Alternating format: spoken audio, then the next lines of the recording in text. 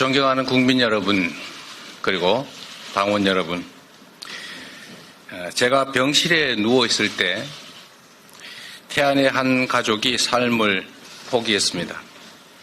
9살 딸 투병으로 인한 경제적 고통을 더 이상 감당할 수가 없었기 때문이라고 합니다.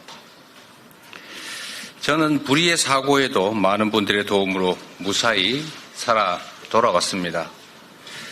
그러나 지금 이 순간에도 한숨 짓고 눈물 흘리면서 생사를 고민하는 분들이 계십니다. 이분들의 손을 누가 잡아주겠습니까? 이런 분들을 살리는 정치가 돼야 됩니다.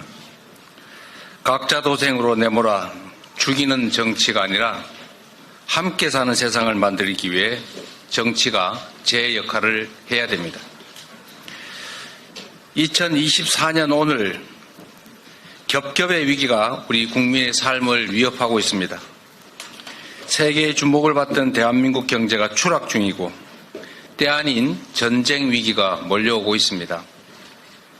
인구 감소로 국가 존속을 걱정해야 하고 아시아 제일로 평가받던 민주주의가 파괴되고 있습니다.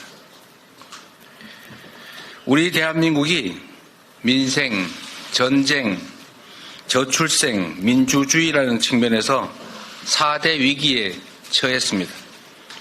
윤석열 정권의 독단과 무능으로 대한민국이 무너지고 있습니다. 경제 문제를 좀 보겠습니다. 우리 경제는 지난해 외부 충격도 없이 1%대 성장이라는 역대급의 위기를 겪었습니다. 지금도 그 침체는 지속 중입니다. 잃어버린 30년, 장기 침체 중인 일본에 마저 성장률을 역전당했습니다. 고물가 고금리에 한파까지 겹친 요즘 돈을 아끼느라 카공족들은 공공도서관으로, 어르신들은 구청 로비에서 시간을 보낸다고 합니다. 불황이 지속되면서 배달 음식에 껴온 음료까지 중고시장에 내다 파는 일이 성행합니다. 마른 수건 짜듯이 생활비를 아껴봐도 이자에 월세 감당이 벅찬 게 우리 국민들의 삶의 현실입니다. 윤석열 정부는 임기 초부터 지금까지 꾸준하게 초부자 감세를 추진해 왔습니다. 초부자 감세로 경제가 성장할 것이라면서 있지도 않은 이른바 낙수 효과를 내세웠지만 실제 현실은 어떻습니까? 성장은커녕 막대한 세수 결손만 초래하고 재정 부족에 따른 서민 지원 예산 삭감, R&D 예산 대규모 삭감을 불러왔습니다. 부동산 PF 문제, 폭발 직전에 이른 금융 위험도 대책을 찾지 못한 채 레고랜드 사태처럼 뒷북을 치거나 미루기만 하고 있습니다. 문제가 생겼을 때 신속한 대책을 마련하는 것이 정부의 역할 아니겠습니까? 그런데 해법은 없이 대통령이 경로했다 이런 얘기만 들려옵니다. 물가가 오르니까 기업의 팔을 비틀고 이자가 부담되니까 은행의 팔을 잡아당깁니다. 금감원장도 대출금리부터 취약자주 대책까지도 건건이 금융사 사장단 불러 모으는 게 일입니다. 제대로 하는 일이 없으니 제대로 되는 일이 있겠습니까? 민생은 고사 직전이고 경제는 심각한 침체입니다. 먹고 사는 문제를 등한시한 윤석열 정권 2년의 적나라한 성적표입니다. 이러다 정말 전쟁 나는 거 아닌가? 이런 국민들의 불안과 공포가 광범위하게 퍼져가고 있습니다. 갈루치 전 북핵 특사의 동북아 핵전쟁 발생 가능성 발언에 이어서 북한이 몇 달 안에 한국에 치명적 공격을 할 가능성이 있다는 미 정부 관계자의 전망까지 나왔습니다. 한반도 상황이 한국 전쟁 이래 최대 위기라는 그런 진단의 체감이 계속 높아집니다. 남북 관계가 쉬웠던 적은 한 번도 없었습니다만 국민이 전쟁을 걱정하는 이 상황은 분명 정상이 아닙니다. 윤석열 대통령이 취임 시에 밝힌 담대한 구상은 결국 온 국민의 머리 위에 놓인 거대한 시한폭탄으로 변해가고 있습니다. 북한은 민족 동질성마저 부정하며 대한민국을 불변의 주적이라 규정했습니다. 무력 도발을 이어가며 전쟁 가능성을 과시하기 바쁩니다. 결코 용납할 수 없는 일입니다. 남북한 간 서로 물러서지 않는 강대강 치킨 게임 속에서 완충 구역은 하나도 남지 않았습니다. 이러한 군사적 긴장과 위협은 남과 북 모두에게 조금도 도움이 되지 않습니다. 연평도, 철원, 파주 주민들은 9.19 남북 군사합의를 복원하고 남북 대화를 시작해달라고 기자회견까지 하며 호소합니다. 연평도에는 13년 만에 대피령이 내려졌고 주민들은 생존 위협에 시달리고 있습니다. 휴전선 부근 주민들은 민간단체의 대북전단 살포, 군의 무인 정찰기 가동 때문에 무력 충돌이 벌어지지 않을까 전전긍긍합니다. 한밤에 서울 동작대교에 12대의 장갑차와 무장병력이 등장해서 놀란 시민들이 신고하고 많은 분들이 가슴을 쓸어내렸습니다. 수백만이 죽고 전 국토가 초토화됐던 6.25 전쟁도 어느 날 갑자기 우연히 일어난 것이 아닙니다. 38선에서 크고 작은 군사 충돌이 누적된 결과였음을 결코 잊지 말아야 합니다. 평화를 구축하고 군사적 긴장을 완화하기 위한 노력을 절대 게을리해서는 안 됩니다. 전쟁 위험은 1000만분의 1이라도 결코 높여서는 안 됩니다. 만에 하나 북풍 사건, 총풍 사건처럼 정략적 이익을 위해서 국민 생명을 담보로 전쟁 게임을 시도하는 것이라면 당장 중단해야 합니다. 역사가 용서하지 않을 것입니다. 대한민국 완전히 망했네요. 우리나라 합계 출산율을 본 인구 전문가인 한 미국 교수가 이렇게 소리쳤다고 합니다. 한국 완전히 망했네요. 외면하고 싶던 그러나 가장 본질적인 우리 안의 위기가 전 세계에 고스란히 드러나는 순간이었습니다. 대한민국은 인구 감소로 지구에서 사라지는 첫 국가가 될 것이다. 우리 사회의 인구 위기에 관한 암울한 예측입니다. 특단의 대책이 필요합니다. 2006년 이후 약 380조 원의 예산이 투입됐지만 대증요법만 남발된 결과가 됐습니다. 그러다 보니 그렇게 많은 예산을 쏟아붓고도 나아진 게 없다라는 비판만 넘쳐납니다. 지금 국가는 무엇을 하고 있습니까? 윤석열 정권은 노동시간 연장을 시도하고 노동자의 비극적 죽음을 부르는 위험한 노동 환경을 눈 감고 있습니다. 자산 소득의 양극화 그리고 경제 악화로 희망은 절망으로 변하고 있습니다. 희망이 사라지고 무한 경쟁만 남은 정글 사회에서 출생에 따른 부담이 오롯이 개인에게 지워져서 부모의 삶을 짓누르는 이런 사회에서 아이 낳을 염두가 나겠습니까? 아이를 낳으면 일자리가 위협받는데 부모의 조건에 따라 아이 미래가 다른데 아이 가질 생각을 쉽게 할 수 있겠습니까? 저출생은 우리 모두의 생존 문제이고 대한민국 국가 공동체의 존속이 달린 문제입니다. 절박한 심정으로 지금까지와는 완전히 근본적으로 다른 접근이 필요합니다. 대한민국의 주인은 국민인데 윤석열 정부는 국민을 거부합니다. 국회가 국민의 의지를 반영해서 통과시킨 법들은 압도적 국민의 의지와는 달리 대통령의 거부권에 저지됐습니다. 엄동설안에 오체투지하며 진상규명을 호소하는 이태원 유가족들의 간절한 바람은 끝내 외면당했습니다.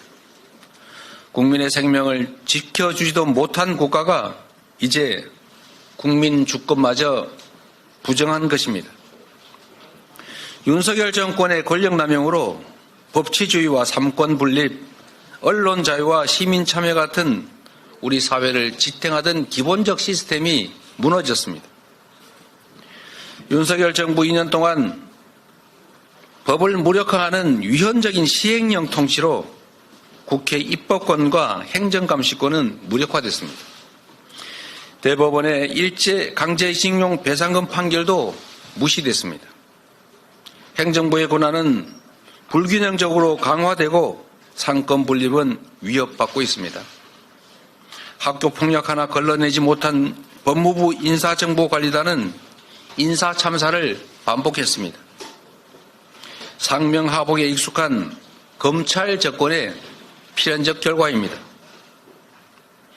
국회 인사청문회는 번거로운 절차로 치부되고 정권의 국회 무시, 야당 무시는 급기야 헌법기관인 국회의원의 입을 틀어막고 사지를 들어 끌어내는 폭력으로 정점을 찍었습니다. 대통령과 특수관계인 검찰 출신이 정부는 물론이고 심지어 민간의 요직들을 사유화하고 독점하고 있습니다. 국민소통을 강화하겠다며 대통령실을 용산으로 옮겼지만 불통만 강화됐습니다.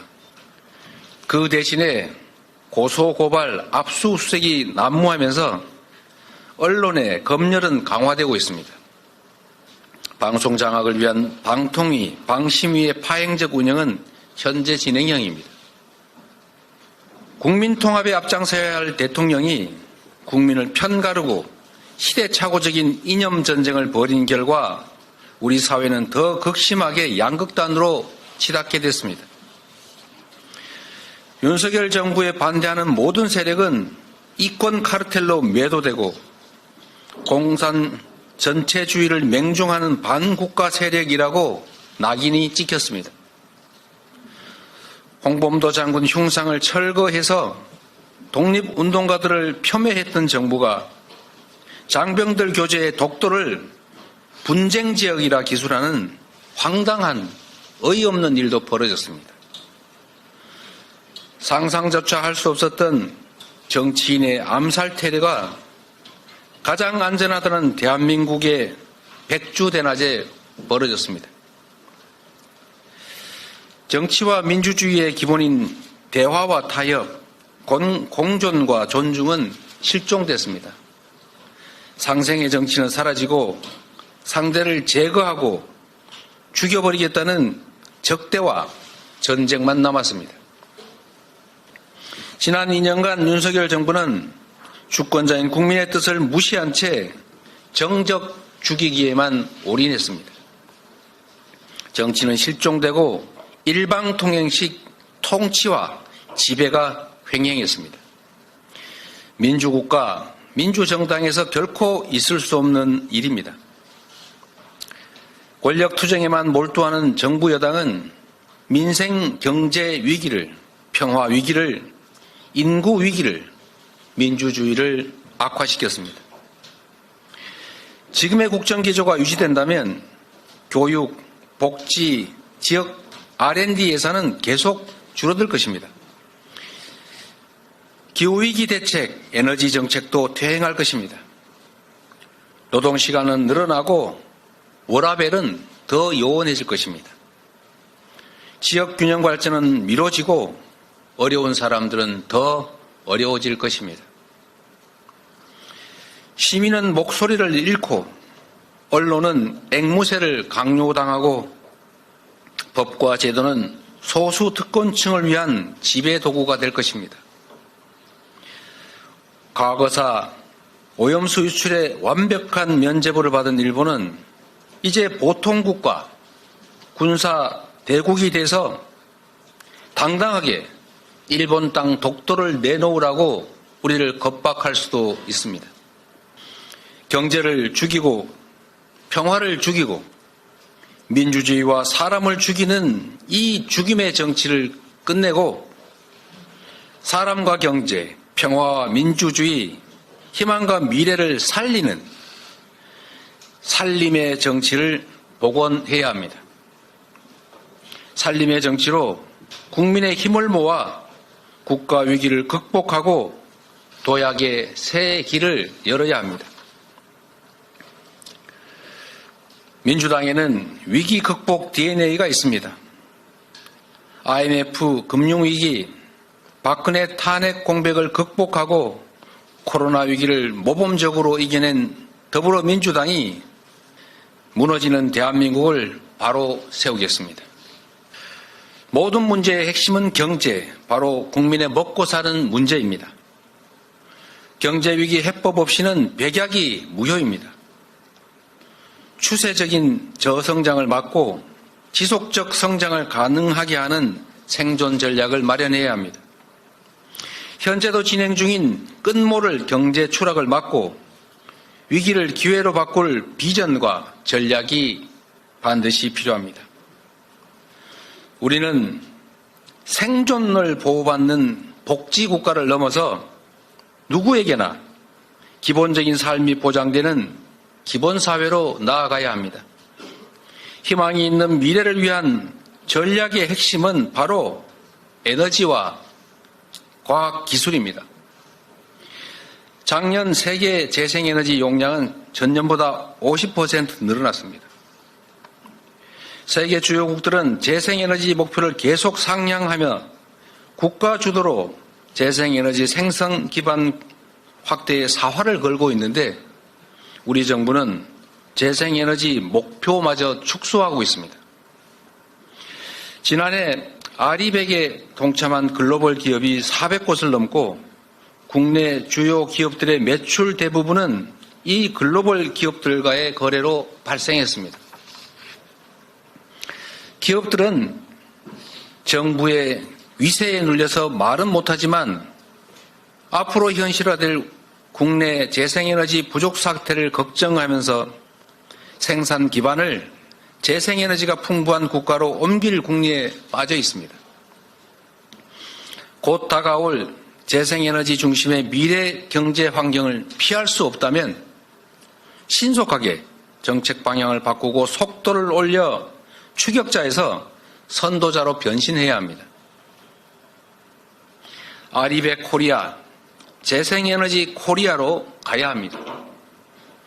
풍부한 바람과 햇볕을 이용한 재생에너지 기반 구축으로 국내 아리백 기업의 수출 지원을 하면 물론 그에 더해서 글로벌 아리백 기업들이 한국을 찾게 만들어야 합니다. 첨단 미래 산업과 기초과학에 집중 투자해서 AI 혁신 산업 중심의 선도 국가로 거듭나야 합니다. 중소, 중견 기업의 기술 경쟁력을 강화하고 신사업 진출 같은 성장 동력 발굴을 위한 지원도 필수입니다. 지금은 어느 때보다 R&D 투자를 늘려야 합니다. 정부 여당의 R&D 예산 삭감은 일보 후퇴 정도가 아니라 기술에 의존하는 기업들의 존폐를 위협하고 기술 경쟁력이 싹을 짓밟는 참으로 무모한 황당한 일입니다. 지금이라도 즉시 교정해야 합니다. 최근 스타트업들의 상황이 매우 어렵습니다.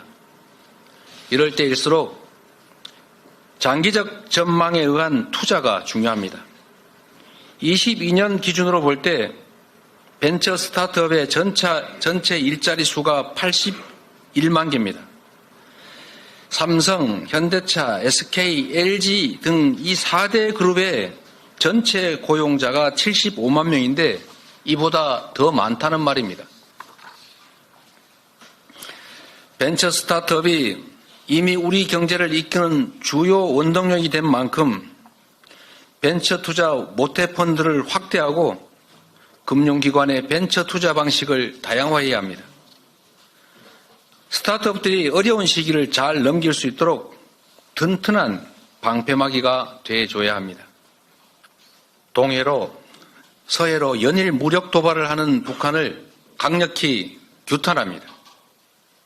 김정은 위원장은 민족의 통일 소망을 헌신짝처럼 내버리고 있습니다. 냉전 시대보다 못한 퇴행으로 북한 주민들을 사지로 몰고 있습니다. 김정은 위원장은 모두에게 유해한 일체 적대 행위를 즉각 중단해야 합니다. 핵 위협과 무력 도발을 통해 얻을 것은 아무것도 없습니다. 국제적 고립과 주민 궁핍이라는 비참한 결과만 초래할 것입니다. 김정은 정권이 핵전쟁으로 남한을 위협하는 것은 평화 통일을 바라는 온결의 염원을 저버리는 일이자 민족 공멸의 길로 들어가는 것입니다. 북한은 하루빨리 대화의 길로 나와야 합니다. 한반도 운명의 당사자는 우리 자신입니다.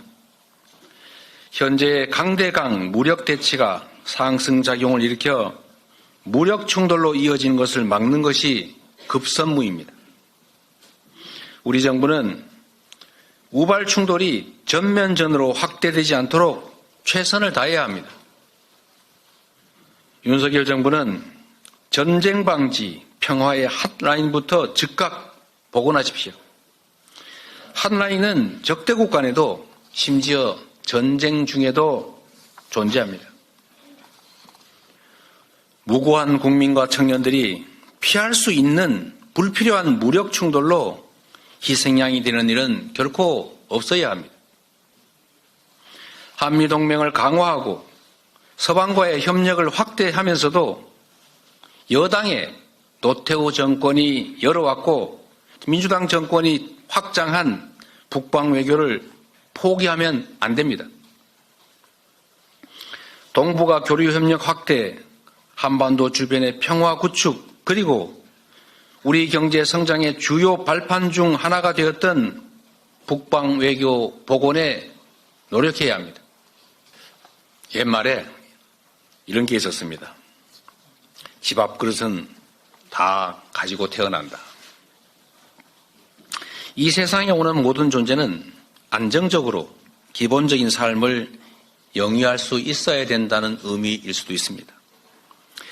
대한민국의 새로운 구성원이 될 생명을 우리 모두 함께 환영하고 누구나 새 생명으로 인한 희망과 기쁨을 누릴 수 있게 해야 합니다.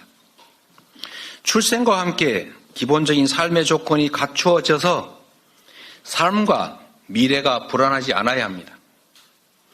국가 존속과 우리 공동체 유지에 필요한 출생아의 기본적 양육, 교육 부담은 이제 우리 공동체가 책임져야 합니다. 우리 사회의 경제적, 사회적 역량이 이 정도에는 이르렀습니다. 부모의 재산과 소득이 출생아 자신의 것은 아닙니다. 부모에 따라 출생아에 대한 지원이 달라질 이유가 없습니다. 저출생으로 인한 국가 소멸과 우리 공동체의 파멸을 막기 위해서 이제 더 이상 출생 양육의 모든 책임을 개인에게 떠맡기지 말고 출생아의 기본적인 삶은 함께 책임집시다. 지금까지는 부모를 대상으로 또 기준으로 삼아서 정책을 만들었지만 이제부터는 저출생 대책은 부모가 아닌 출생아 그 자체를 대상으로 기준으로 삼아야 합니다. 이미 여야, 보수, 진보 가릴 것 없이 출생아에 대한 보편 지원 정책이 전국에서 광범위하게 다양하게 시도 중입니다. 저와 민주당은 모든 정책적 경험과 역량을 걸고 저출생 문제에 도전하겠습니다. 민주당은 지난 18일에 패러다임을 전환한 저출산 정책을 발표했습니다. 결혼, 출산, 양육을 망라하는 정책 패키지를 통해서 모든 출생아의 기초자산 형성을 국가가 직접 지원하고 주거지원 같은 출산과 돌봄에 대한 국가 책임을 강화하고자 했습니다. 여기에 더해 보편적 출생지원 원칙에 기초해서 분할 목돈 지원 방식을 포함하는 출생 기본소득을 제안합니다. 이미 시행 중인 아동수당이 그 맹화로 자리 잡고 있습니다. 필요하다면 대학 등록금을 포함한 교육비 일체에 대해서 과하다 싶을 정도의 보편 지원책도 만들어야 합니다. 초저출생 문제 해결은 우리 사회의 출생에 대한 인식과 관점의 대전환과 더불어 국민 모두가 이 문제의 주체가 될 것을 요구하고 있습니다. 초저출생 해결과 정책 대전환을 위해서는 범국민적인 토론과 사회적 합의가 필수입니다. 여야 정과 산학연을 아우르는 범국민 저출생 대화기구를 제안합니다. 세계 최악의 저출생에 따른 인구 감소국 전환으로 국가 소멸이 우려되는 우리 대한민국은 세계 최초로 초저출생 해결을 위한 보편적 출생 지원, 출생 기본소득을 실험하고 도입할 정책적 지혜를 요구받고 있습니다. 민주당은 아이가 고생과 부담인 사회, 아이 낳기가 두려운 사회가 아니라 아이를 함께 키우는 사회, 출생이 기쁨이자 행복인 사회를 만들어 가겠습니다. 근본적인 저출생 대책을 종합적으로 제시해 가겠습니다. 존경하는 국민 여러분, 역사 속의 민주당, 국민이 기대고 응원했던 민주당으로 일신 또 일신하겠습니다. 국민이 기대하는 유능하고 민주적이고 강한 민주당이 되겠습니다. 그것이 위기 속의 국민과 대한민국을 구하는 길이자 민주당 스스로를 구하는 길이라 믿습니다. 폭넓은 연대와 협력을 바탕으로 국민과 함께 공포와 절망을 이겨내고 민생, 경제, 민주주의, 평화를 복원하겠습니다. 언제나 기회보다 위기가 더 많았던 고된 삶 속에서 뼈에 새겨진 배움이 하나 있습니다. 그것은 바로 기회 속에도 위험이 도사리는 만큼 모든 위기에는 기회가 숨겨져 있다는 것입니다. 저는 지금 우리가 겪는 이 위기조차도 평화와 민주주의의 가치를 다시 체감하고 근본적 체질 전환을 통해 함께 사는 새로운 희망 세상을 만드는 기회가 될 것이다 확신합니다. 소득, 주거, 금융, 교육, 의료 등 모든 영역에서 우리 국민의 기본적인 삶이 보장되는 사회, 평화와 공존의 문화 위에 민주주의가 만개하고 국민 모두가 희망을 안고 함께 사는 세상으로 나아가야 합니다. 또 그렇게 할 수 있습니다. 깨어있는 시민들이 있기에 희망이 있습니다. 행동하는 국민들이 있기에 용기가 생깁니다. 민주주의는 저절로 만들어지지도 저절로 지켜지지도 않습니다. 민주주의는 깨어있는 시민의 행동으로 더 단단하고 더 크게 성장합니다. 국민을 위한 정치도 우리 국민들께서 두 눈 부릅뜨고 요구해야 가능합니다. 국민과 함께 대한민국의 비전과 희망, 미래를 반드시 되찾겠습니다. 정석 기자님. 네, 안녕하세요. 저 연합뉴스 정수현 기자라고 합니다. 우선 대표님께서 아까 그 출생 기본소득을 제안하시면서 필요하다면 대학 등록금 포함 교육비에 대해 과하다 싶을 정도의 지원책을 만들어야 된다고 하셨는데요. 좀 구체적으로 어떤 내용인지 여쭙고 싶고요. 그리고 민주당 공관위에서는 운동권에 대해서 일률적인 감점 없다고 한 것과 달리 한동훈 비대위원장이 운동권 청산이 시대정신이라고 하면서 8.16 심판론 내걸고 자객공천한다는 분석이 나오고 있습니다. 이에 대해서 대표님 어떻게 생각하시는지 궁금합니다. 출생기본소득에 더해서 그 외에도 많겠지만 우리 부모님들이 갖는 부담 중에 또 큰 부분이 교육비입니다. 지금까지는 아이를 낳아 기르는 것이 개인의 행복을 위한 것이었고 또 아이를 교육시키는 것이 개인적인 성공과 출세를 위한 개인적인 욕망의 발로, 그러니까 그 비용도 당연히 개인이 부담하는 것이다. 이렇게 받아들여졌습니다. 그러나 이제 국가 소멸이 우려되는, 그야말로 공동체의 파멸이 걱정되는 상황에서 새로운 공동체 구성원을 받아들이고 또 성장시키고 그의 능력을 확대 강화하는 것은 개인의 일이 아니라 이제 국가와 공동체의 급선무가 됐습니다. 마치 병사들, 군대가 전쟁에 이기기 위해서 병사들을 훈련시킬 때 너 자신이 살아남기 위해서 각자 능력껏 더 나은 훈련 돈 들여서 하고 좋은 무기 각자 더 구매하고 이런 식으로 가면 안 되는 것 당연하지 않습니까?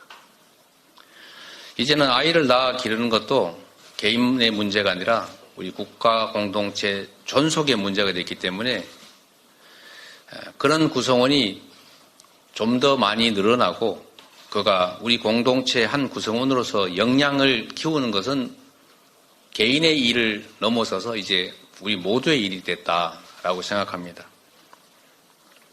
그렇기 때문에 아이를 낳는 부모들이 내가 이런 큰 부담을 안고 왜 아이를 낳아 기르느냐라고 생각하지 않도록 자녀의 출생과 양육, 교육에 대한 부담을 기본적으로는 우리 국가 공동체가 책임을 지고 또 그에 따라서 부모들의 부담을 대폭 줄여주는 것이 근본적인 길이라고 생각합니다.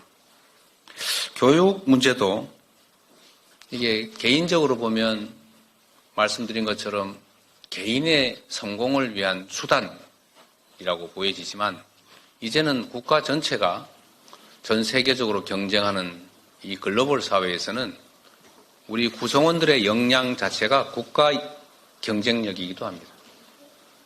그래서 개인의 역량을, 국가 구성원들의 역량을 강화하기 위한 교육, 이 부분은 상당 부분은 기본적으로 국가가 책임지자. 그 중에서도 대학 교육도 당연히 포함된다라는 생각이고, 과할 정도라고 하는 것은 우선 단계적으로 사립대들의 등록금 부담을 국공립대 수준으로 낮출 뿐만 아니라 교육에 대한 지원을 강화해서 장기적으로는 대학도 교육비 부담을 모두가 함께 책임지는, 즉 무상화하는 방안을 검토해야 된다, 그런 뜻입니다. 또 한 가지는 운동권 청산이니 뭐 자객 공천 이런 얘기들이 있는 것 같은데 사실 지금 청산해야 될 가장 중요한 과제는 검사 독재입니다. 남의 눈에 티보다는 자기 눈에 들보를 먼저 보도록 노력할 필요가 있다는 생각을 언제나 하고 있습니다. 네, 전자신문 최기찬 기자입니다. 네, 복귀하신 거를 축하드립니다. 네. 그 대표가 되신 지도 이제 1년 반 정도가 되셨는데 좀 1년 반 정도 지나면서 좀 가장 큰 성과가 어떤 건지 좀 말씀을 해주시면 좋을 것 같고요. 그리고 사실 복귀를 하시면서 이제 극단적인 정치를 끝내겠다고 말씀을 하셨는데 사실 공천 과정이 진행되면서 극단적인 그 부분이 좀 더 심해지고 있는 것 같습니다. 양극화된 정치를 끝내기 위한 대표님만의 어떤 보관이 있는지 좀 궁금합니다. 제가 옷을 갈아입을 때마다 거울에 비친 이 목의 흉터가 자꾸 끔찍하게 자꾸 느껴지기도 합니다. 와이셔츠 깃이 없었으면 어떤 결과가 났을까 하는 그런 생각이 자꾸 얼핏 나는 것도 일종의 트라우마일 수 있겠습니다만 우리 국민들께서 삶의 현장에서 겪는 그 고통과 그 범민에 비하면 뭐 그리 큰 일이겠느냐라고 위안 삼습니다. 관심 가져주신 데 그리고 도와주신 데 대해서 다시 한번 감사드립니다. 취임 제가 대표가 돼서 낸 성과가 뭐냐, 그건 뭐 제 자신이 평가하기는 적절치 않은 것 같고 결국 그게 이번 총선 결과로 드러나지 않겠는가라고 생각합니다. 정치인이 이룬 성과라고 하는 것은 결국 국민들의 삶과 또 국가의 미래를 얼마나 개선했느냐, 또는 퇴행을 얼마나 효율적으로 잘 막아냈느냐라는 것도 아니겠습니까? 그 평가는 결국 국민의 눈높이에서 우리 국민들께서 하시는 것이고, 그것은 결국 선거로 표현될 것으로 생각합니다. 최선을 다하도록 하겠습니다. 극단적 정치, 지금 우리 사회에 적대감이 넘쳐나고 있습니다. 기본적으로 사회는 갈등합니다. 각자가 이익을 추구하고 또 이해관계가 충돌하기 때문에 갈등은 필연적이죠. 이 갈등을 조정하는 것이 바로 정치의 역할입니다.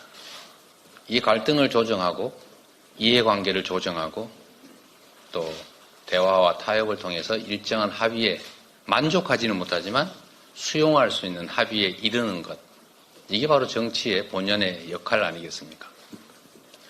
여기서 대전제는 상대의 의견도 옳을 수 있다.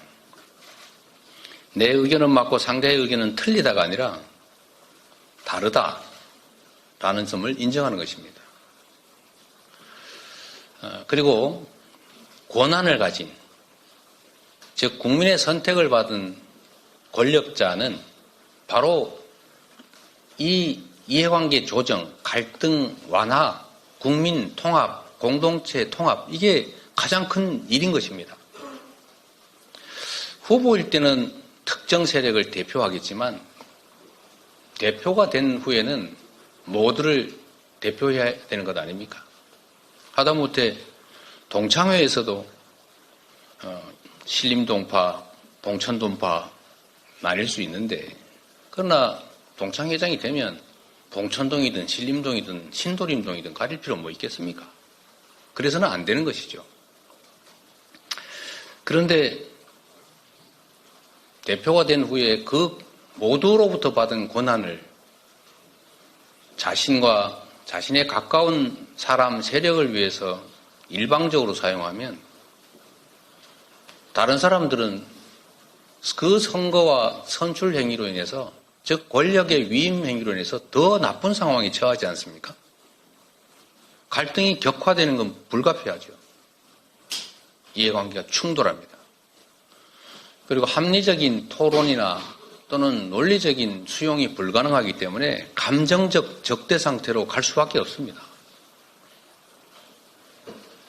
그래서 대통령의 역할이 중요합니다. 역대 대통령 누구도 개인적으로 감정이 없었겠습니까? 또는 특정 정치 집단을 위한 이익을 추구하고 싶은 욕망이 없었겠습니까?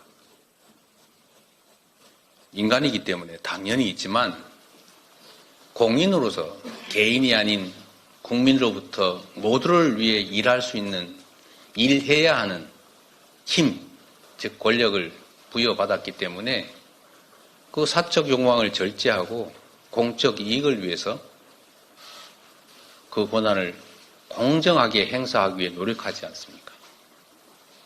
그런데 그 권력을 상대를 죽이는데 사용하게 되니까 국민들도 그에 맞춰서 좀 더 격렬하게 분열하고 갈등하고 적대하게 되는 것입니다. 저는 이번 저에 대한 소위 암살 시도, 이 정치 테러가 개인에 의해서 벌어진 일이라고 생각하지 않습니다. 이 정치 테러라고 하는 것은 역사 속에서도 보여지는 것이지만 사회 전체적인 분위기나 또는 특정 집단들의 일종의 욕망에 따른 결과인 경우가 많았습니다.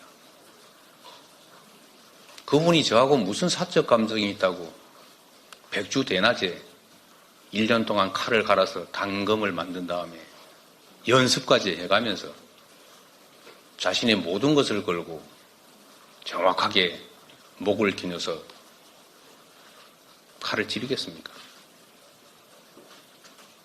저는 그분에 대해서도 참으로 안타깝게 생각합니다.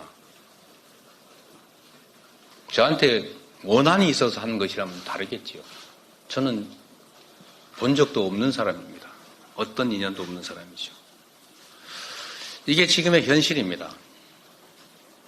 이걸 바꿔야 합니다. 바꾸는 첫 출발점은 통합의 책임을 가진 권력자가 통합의 책임을 다하는 것입니다. 상대를 인정하고 자신의 욕망과 권력을 절제하고 주어진 권한을 모두를 위해서 공정하게 행사하는 것입니다. 그 길로 가야 합니다. 보셨겠지만 저도 가진 권한이 조금은 있어서 마음대로 할 수 있지만 저는 그렇게 하지 않습니다. 정부 여당에 대해서도 제가 인간적 비난을 하거나 하다못해 정책적 비판을 하더라도 도의와 한계를 넘은 일이 없습니다. 여러분도 한번 생각해 보십시오. 정치에서는 그래서 뭐라고 합니까? 유머라고 하는 게 원래 많았습니다. 이해관계를 가지고 충돌하기 때문에 속으로는 칼을 가지고 있더라도 또 타협하고 또 대화해야 하기 때문에 똑같은 얘기도 부드럽게 하는 거죠. 근데 우리는 유머가 사라졌습니다. 적대적 언어를 국민의 모범이 되어야 될 정치인들이 마구 내쏟습니다. 표현부터 절제하고 우리가 비록 작은 권한을 가졌지만 그 작은 권한의 행사에서도 절제하고 별로 모범으로 삼고 싶어 하지 않겠지만 그 상대도 모범으로 삼을 수 있도록 우리 자신부터 조금이라도 변하려고 합니다. 달리 방법이 없지 않습니까? 그리고 국민 여러분께도 이 자리를 빌어서 호소 말씀을 드리고 싶습니다. 미워하지 마십시오. 미워하면 미움받습니다. 힘들고 어려울지라도 인정하고 인내하고 이해하려고 서로 노력해야 합니다. 물론 우리 국민들께서 힘들고 어려운 상황에서 잘 견뎌주고 계신 걸 압니다. 일부 지나친 과격한 언행으로 서로에게 상처 주는 일들이 최소화될 수 있도록 할 수 있는 범위 내에서 노력해 주십사 하는 부탁을 드립니다. 대표님 말씀 잘 들었습니다. TV조선의 이광희 기자입니다. 출생 기본소득 관련해서 좀 더 질문 드리고 싶은데요.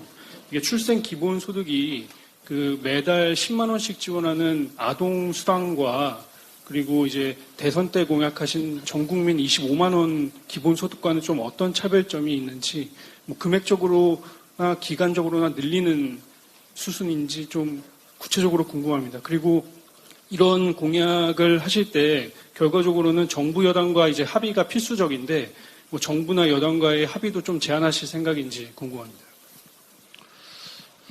순서를 좀 바꿔서 말씀드리면 이런 국가의 미래 또 민생에 관한 정책들을 가능하면 우리 국민들의 눈높이에서 국가와 국민이라는 입장에서 판단해 주면 좋은데 이런 것들조차도 자꾸 정쟁화되는 것이 매우 안타깝기도 합니다.